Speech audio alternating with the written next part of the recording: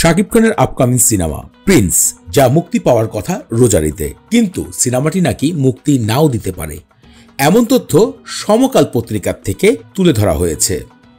সাম্প্রতিক এই নিউজটি গণমাধ্যমে আসার পরে অনেকেই আলোচনা শুরু করেছে। তাহলে কি এবারই দেশ শাকিব খানের সিনেমা দেখা যাবে না? চলুন জেনে আসি বিস্তারিত।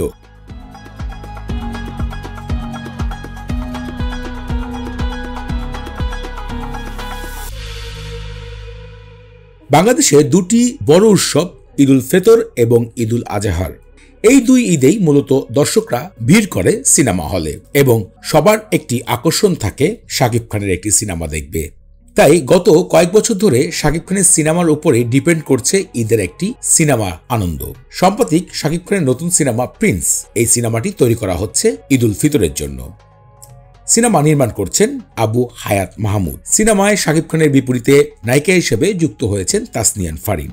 প্রিন্স সিনেমায় শুধু তাসনিয়ান ফারিন নয়, আরো দুই নায়িকা যোগ হওয়ার কথা উঠেছে গণমাধ্যমে, কিন্তু কারা থাকছেন সেই বিশেষ কথাগুলো এখনো শেয়ার করা হয়নি।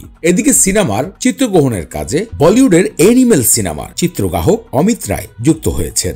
সম্প্রতি গণমাধ্যমের এক সাক্ষাৎকারে পরিচালক বলেছেন ডিসেম্বর মাসে সিনেমার শুটিং শুরু করা হবে, কিন্তু কথা উঠছে মাত্র 2-3 মাসের মধ্যেই আসলে কি সিনেমা কমপ্লিট করা সম্ভব, যেখানে বিগ বাজেটের সিনেমা তাড়াহুড়া করে শেষ করার কথা নয়। তাই গণমাধ্যম থেকে এবার অনেকেই বলছেন আসলে এবার ঈদে শাকিব খানের প্রিন্স সিনেমা মুক্তির বিষয়টা অনিশ্চিত হয়ে দাঁড়িয়েছে।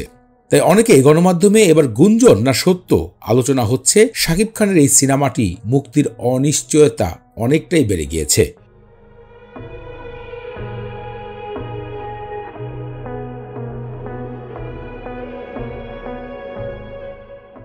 অন্যদিকে শাকিব খান তার আপকামিং সিনেমা সোলজার নিয়েও ব্যস্ত হয়ে গেছেন, যেখানে শাকিব খানের শুটিংয়ের দৃশ্য গণমাধ্যমে এসেছে। সেই সিনেমাতে শাকিব খানের বিপরীতে দুই নায়িকা যোগ হয়েছে, জান্নাতুল ফেরদৌস ঐশী এবং তানজিল তিশা।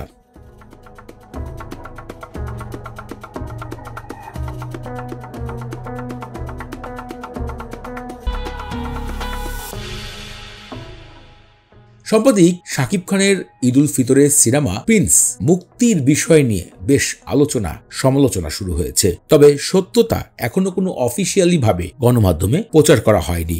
এই বিষয়টি নিয়ে বাংলাদেশের জনপ্রিয় পত্রিকা সমকাল একটি প্রতিবেদন করেছে, যার থেকেই মূলত সোশ্যাল মিডিয়াতে এখন আলোচনার ধুম পড়েছে।